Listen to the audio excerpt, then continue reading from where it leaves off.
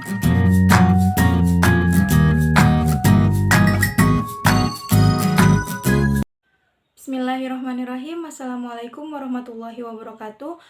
Perkenalkan, nama saya Eis Nurjannah, jurusan Sosiologi semester 7 dengan NIM 11880300060. Di sini saya akan menjawab soal UTS Sistem Pendidikan di Indonesia yang diampu oleh Bapak Dr. Hikmat.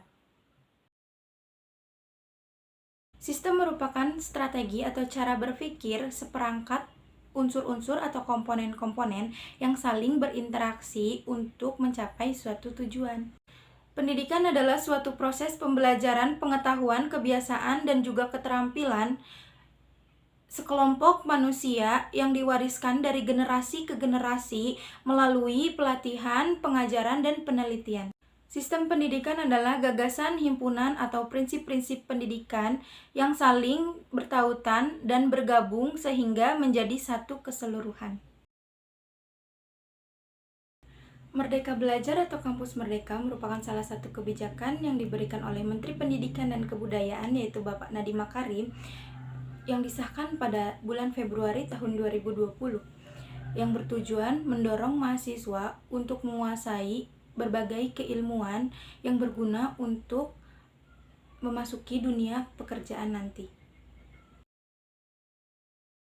Dalam Quran Surat Az-Zuriyat ayat 56 yang berbunyi A'udzubillahi minasyaitonirrajim Bismillahirrahmanirrahim Wa ma khalaqtul jinna wal insa illa liya'budun, yang artinya, aku tidak menciptakan jin dan manusia melainkan agar mereka beribadah kepadaku.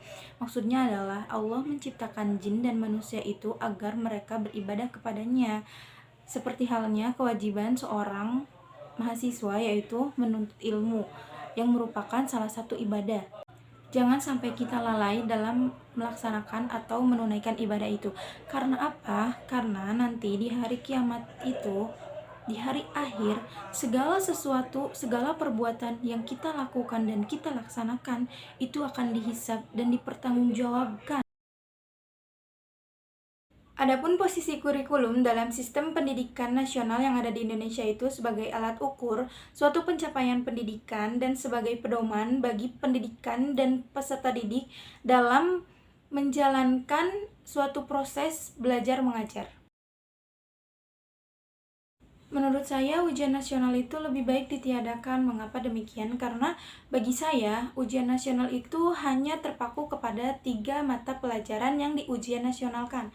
Akan tetapi tidak melihat bagaimana proses anak itu dan apa bakat anak tersebut atau peserta didik dalam pelajaran atau mata pelajaran, bahkan kegiatan-kegiatan lain yang ada di sekolah atau di lembaga pendidikan. Yang mana tidak semua anak itu atau peserta didik unggul dalam ketiga mata pelajaran yang ada di ujian nasional. Bisa jadi banyak sekali anak-anak yang memiliki bakat serta kemampuan dan kepintaran dalam bidang atau mata pelajaran lain yang di luar dari 3 mata pelajaran yang ada di ujian nasional ini. Oleh karena itu, menurut saya ujian nasional itu sangat tidak adil bagi para anak-anak atau peserta didik yang memiliki kemampuan dan unggul dalam bidang lain atau mata pelajaran lain. Karena kelulusan dilihat atau dinilai dari adanya ujian nasional, nilai ujian nasional.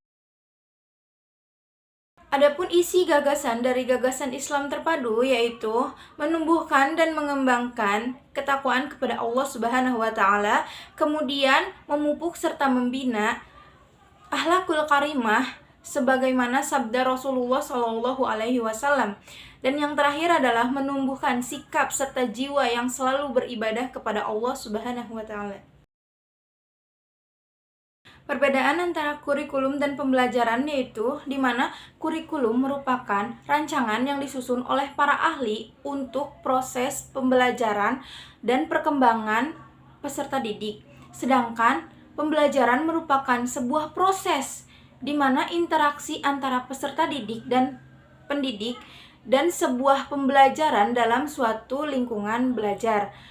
yang artinya perbedaan antara kurikulum dan pembelajaran itu, di mana kurikulum merupakan rancangan untuk suatu proses pembelajaran yang dibuat oleh para ahli, sedangkan pembelajaran itu merupakan proses interaksi antara peserta didik dengan pendidik dalam melaksanakan belajar atau pembelajaran itu sendiri.